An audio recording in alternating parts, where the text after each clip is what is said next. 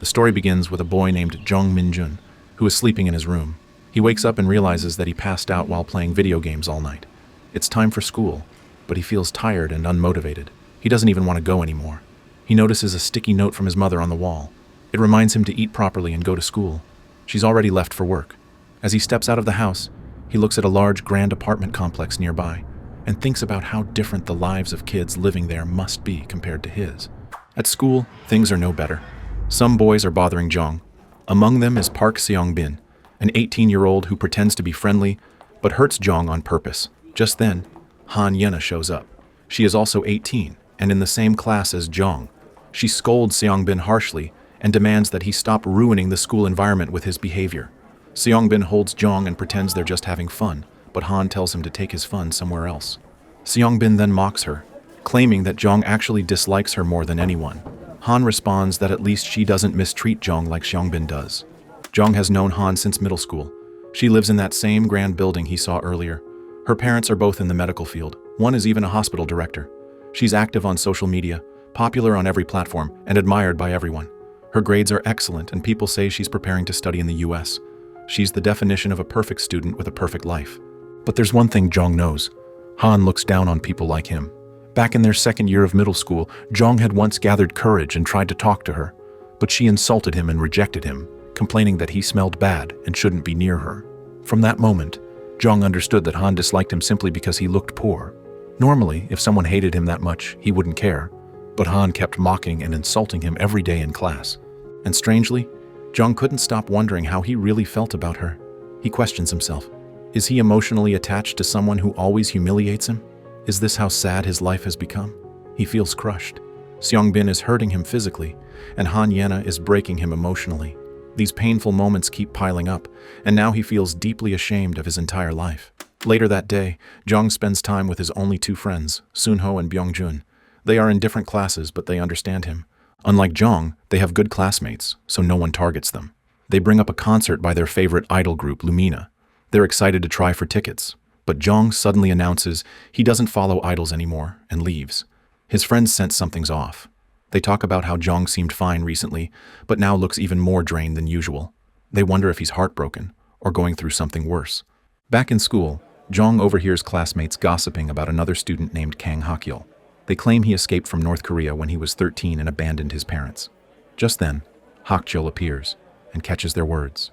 Seong-bin immediately steps forward to start a fight with him, but the others step in before things escalate. Still, Seong-bin threatens Hakyul, warning him to keep his head down if he wants to survive in South Korea. Jong watches this and thinks about how toxic this school really is. While heading home, Jong starts thinking seriously about dropping out of school.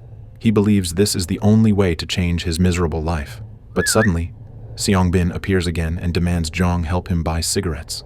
He orders Jong to ask an old woman nearby to purchase them from the convenience store. Jong imagines speaking up, telling him that he's dropping out and will never see him again. But in reality, he stays quiet and just walks away. Seong-bin becomes furious and assaults him again. At one point, Seong-bin even grabs a brick, as if he's considering doing something dangerous. To everyone's shock, Jong expresses that he doesn't care about living anymore. Seong-bin kicks him and warns him that if he ever writes his name in a goodbye letter, he'll go after his mother too. After this dark moment, they all walk away. Jong slowly walks home, feeling numb. He wishes the world would just end. Maybe disappearing is better than living like this. He stops in front of the grand apartment complex where Han lives. He looks up at the tall building and thinks that jumping from there would end everything. He feels like nothing matters anymore. But then Han Yena suddenly appears and spots him standing there. She questions why he's in that area. She doubts he came to deliver anything and even suggests he might be trying to steal something. Jong, feeling worthless, thinks he doesn't belong in a fancy place where people like Han live. He considers telling her the truth, that he came to end things in her building. Han notices his bruised face and realizes someone attacked him. She starts ranting, urging him to fight back instead of suffering silently. She calls him pathetic for not defending himself and criticizes the way he lives. But Jong quietly turns away and heads home. Han gets irritated at being ignored and makes up her mind to confront Seong-bin seriously the next day. Later that night, Jong arrives home. He tries to forget everything and decides to play online games with his friends. He finds it ridiculous that he gave up on ending his life just because of something Han said, but he admits she had a point. Finally, he comes to a decision. He's going to drop out. That way, he'll never have to face Zhongbin or Han again. As time passes, his friends tell him it's time to log off, but Zhong still wants to continue. They urge him to check the news because something major has happened. Just then, Zhong hears an unexpected sound from inside the house. Scared, he heads toward the door. His upstairs neighbor is standing outside. Thinking the neighbor has come to return a wrongly delivered package, Zhong opens his door and sees something terrifying. His upstairs neighbor is badly injured and bleeding. He gets scared and wants to call for help right away. But suddenly, the neighbor attacks him. In fear and panic, Zhong fights back and throws the man away. He quickly locks the door behind him, terrified and shivering. His heart is racing and his mind is full of confusion. He doesn't understand what is happening right now. He immediately picks up his phone to call the police, but the line is dead. He stares in shock as an emergency alert appears on his screen. The message says that a warning has been issued in the Seoul area. There have been several violent incidents in unknown locations. Citizens are told to prepare for evacuation, but also that emergency evacuation is not allowed today. People are told to stay indoors and protect children and the elderly. As he tries to understand the message, he hears a strange sound coming from outside. He runs to the window and looks out. What he sees is even more disturbing. People outside are attacking and hurting each other. He also sees his neighbor from upstairs among them, acting violently like a monster. Zhong sees the emergency alert, and this makes him think about his mother. She is usually on her way home around this time. He tries to call her, but she doesn't answer. He worries that something might have happened to her, or maybe her phone is off. His fear grows stronger, and now he is completely alone in his home. He hides under a blanket, shaking with fear. Everything is quiet, but he knows the danger is still out there. He checks his phone again. There is no internet, no signal. Everything is down. Hoping for more information, Zhong turns on the television. He keeps the volume low, afraid that the strange people outside might hear the sound. The news report is shocking. It says that brutal incidents are happening all over the country. Citizens are randomly turning violent. The government thinks it might be a coordinated attack, but they don't have any solid information yet. The situation is very serious. The news urges people to stay indoors, lock all doors and windows, and avoid all contact with others. Zhong listens carefully and feels confused. To him, this doesn't seem like a normal attack. The news adds more updates. Now there are reports from Busan too. Similar violent outbreaks are being reported not only in big cities like Seoul, Busan, and Incheon, but also in smaller towns. The police and military are trying to control the situation, but it's getting worse. Zhong can't believe what he's hearing. He realizes this might be much more serious. He starts to wonder if this is really a zombie outbreak. Everything is happening too fast. Just yesterday, everything felt normal. Now it's like the entire world is falling apart. He doesn't want to stay frozen in fear. He decides he must do something. He remembers the upstairs neighbor from earlier. He thinks maybe he left the building. If the stairwell is empty, he should go and shut the front entrance to the building. Zhong checks outside carefully. He opens the door and sees no one in sight. Slowly, he walks through the hallway and down the stairs. As he reaches the front entrance, he peeks outside and sees someone moving strangely. Quietly and carefully, he shuts the door. The person seems to hear something and turns around, but doesn't see Zhong. So, he walks away. Zhong takes a deep breath and successfully locks the entrance. He looks up the stairs and thinks about the people living above him. Everything is too quiet. He decides to go back inside and wait for morning. He hopes the police or some rescue team will come soon. Back in his room, he turns on the television again.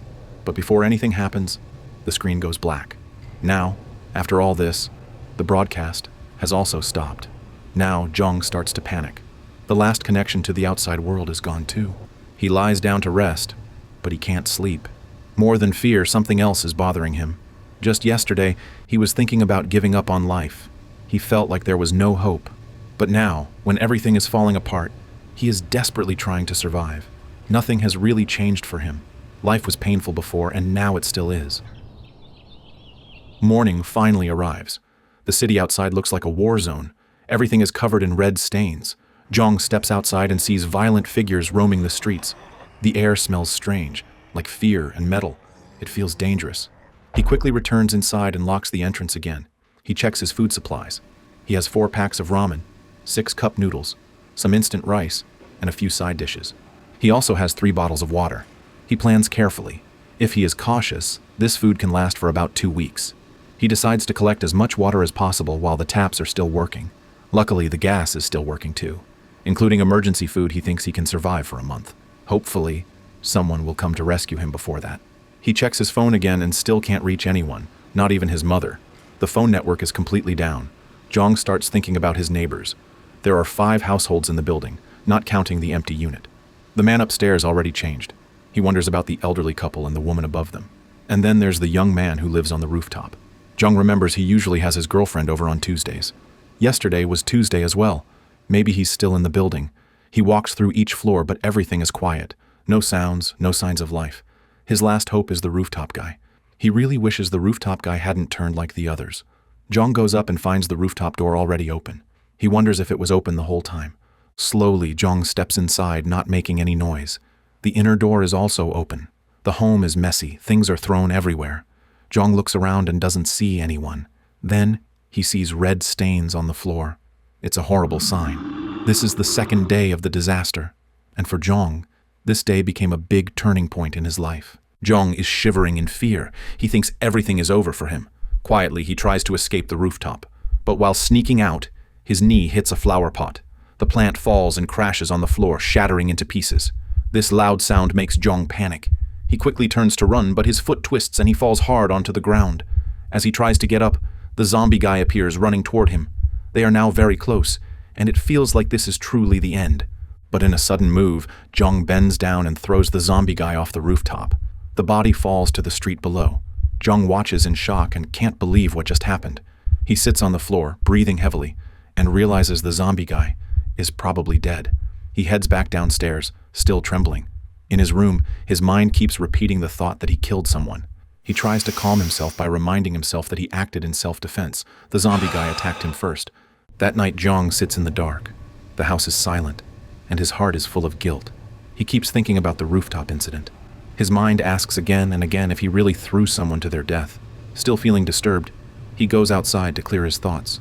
On the street, he sees blood and dead bodies everywhere. Then, something shocks him. The same rooftop zombie guy is standing nearby.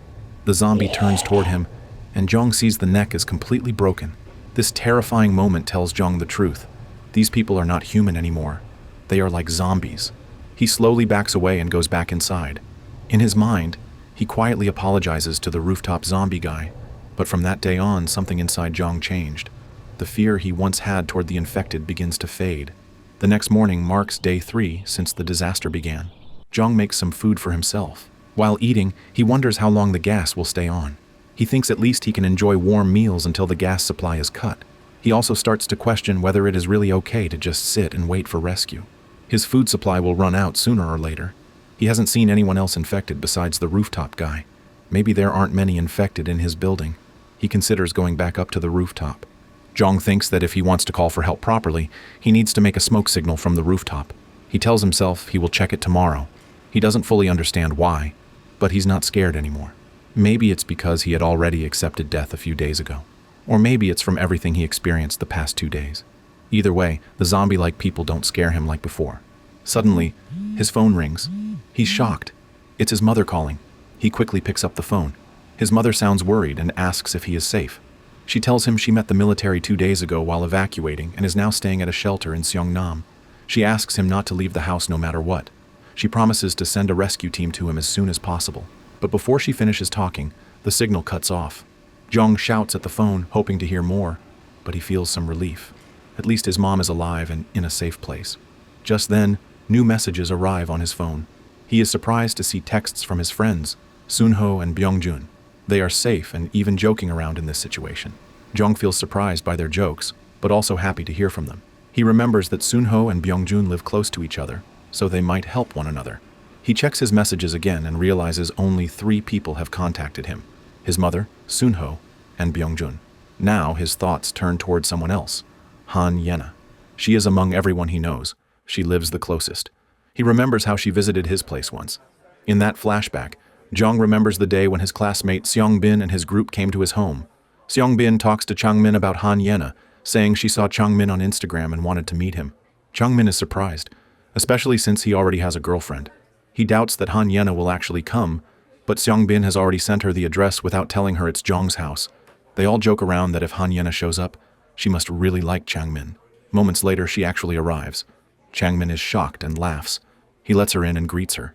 But as she enters the apartment, her face changes. She seems uncomfortable with the messy and damp environment. She gets to know it's Jong's place and decides to leave immediately. Jong, who sees all of this, feels deeply humiliated. Back in the present, Jong is now sitting alone in the bathroom. He suddenly finds himself wondering if Han Yena is safe. Since her father is a hospital director, he thinks maybe they found a cure or a way to avoid infection. Then he questions why he is even thinking about her in this situation. He reminds himself her family is wealthy, so she probably evacuated early. Just as he is lost in thought, he hears someone call his name from outside the bathroom. He gets frightened and wonders if it's just his imagination. But then, he clearly hears the voice again. It's Han Yena's voice calling for him, asking if he is there. Jong becomes frozen. The voice continues, calling his name and asking him to open the door. Han Yena calls him through the bathroom window. She looks scared and desperate. She tells Jong that she heard his voice and asks if he is really inside. As she speaks, a group of zombies appears behind her, slowly moving in her direction. She becomes terrified and cries out for Jong to respond. Jong immediately opens the door and tells her to come in quickly. He shuts the door behind her, locking it tight. He checks to see if she's okay and asks her why she came here. Han Yena suddenly hugs him tightly. Jong stands still, completely shocked. His heart pounds. He realizes something terrible must have happened to her. Jong asks if Han Yena is okay. She thanks him and tells him that she could have died if he hadn't helped her. Jong feels shy but says it's no problem, and he's just happy that she's safe now. Han Yena looks around and asks if Jong is alone in the house. Jong explains that his mother left for work 3 days ago and hasn't returned, but she did manage to found a military unit and evacuated to a safe location. Han Yena is relieved to hear that, and then Jong asks about her parents. She explains she spoke to her father once before the call dropped. He seems to be safe at work. She doesn't know about her mother, but she believes both of them are doing fine. Then she asks Jong if she can have some water since she hasn't had any for days. Jong says yes, and she starts drinking water quickly, almost 4 bottles. Jong gets shocked and worries about running out of water, but then he reminds himself that she risked her life just to reach here. Jong asks if she came directly from her home. Han Yena explains that after they met 3 days ago at the apartment, something happened. She went out of home, and that's when everything turned upside down. She ran for her life and ended up hiding in a stairwell of a nearby shopping complex. She hoped someone would come to rescue her, but no one did. She found one unlocked door, which led to a small meeting room. She stayed there because the inner door to the building was locked. Luckily, there was a water bottle inside. That's how she survived. After 3 days, she couldn't take it anymore. She was starving and dehydrated. She decided to head back home since it was less than a kilometer away. She hoped to see the police or a rescue team, but when Han Yena sees zombies there, she hides behind a wall and regrets using that path, but she had no other choice. Han Yena explains she ended up in Jong's neighborhood while trying to get home. She remembers that she had been to his house once, so she aimed to reach there. She carefully took long detours to avoid the infected and finally arrived safely. Jong praises Han Yena for her courage. Han Yena gets up and complains about how sweaty and dirty she feels. Jong agrees, as he notices that she has been sweating a lot. He asks if she wants to change clothes and offers his own. Han Yena becomes embarrassed, hits him in anger, and mocks him for saying something so awkward. Then she says she wants to take a shower if the water is still running and heads to the bathroom. Jong wonders why she suddenly hit him and feels confused. He thinks about what to do now. He was planning to leave just before she arrived. But now, since she's here, he can't just go out and leave her alone. He also thinks about food. He only had enough supplies for one person for a month. With her here, the food might not last long. Then he thinks about how unbelievable it is that Han Yena is in his house, taking a shower. She used to ignore him at school and never even looked at him. Han Yena comes out of the bathroom and asks for clothes. Jong panics a little and starts suggesting different options. She says anything will do since he's short and the clothes should fit. When he gives her something, she complains that it smells bad. She decides to wear them anyway, but tells him to at least spray something on them. Jong explains that he just washed them, but she complains again and says it must be a basement smell. She says she's sensitive to bad smells but will just have to deal with it. Later at night, they eat food together. After their meal, Han Yena and Jong discuss their survival plans. Yena advocates for staying put and awaiting rescue, expressing her terror of the outside world after her near-death experience getting to his apartment. Jong initially admits he had considered relocating but quickly backtracks in the face of her strong reaction, agreeing they should now wait together. However, the conversation shifts to the grim possibility of their food supply running out. Jong explains that in such a scenario, they would be forced to search nearby homes for provisions, acknowledging the unknown danger of encountering the infected and noting the diminishing sounds of other survivors. This prospect terrifies Yena, who vehemently refuses to venture out again. Jong attempts to reason with her, pointing out the unsustainability of remaining isolated indefinitely. To allay her fears, Zhang shares his observations of the infected, whom he likens to zombies that spread the infection through bites. He reveals his nihilistic outlook, claiming he has nothing to lose and is therefore not afraid of infection. Yana, however, fiercely retorts that she wants to live, with plans to study abroad, and does not share his cavalier attitude. Zhang tries to encourage her by detailing the infected's weaknesses. Not all can run, and even those that do are slower than a healthy person, making them vulnerable to evade. He compares the situation to a game of tag, a comparison Yana finds infuriating, given her genuine terror of the problem. After he apologizes, Yana, exhausted from her ordeal, wishes to sleep. She initially refuses to share the bed with Zhang, theatrically threatening to sleep on the blood-stained stairs. To avoid being a bad host, Zhang reluctantly agrees to sleep in the kitchen. He consoles himself with the thought that it is better than being outside and that he is no longer alone. Shortly after, a frightened Yana calls him back into the room, admitting she is too scared to sleep by herself.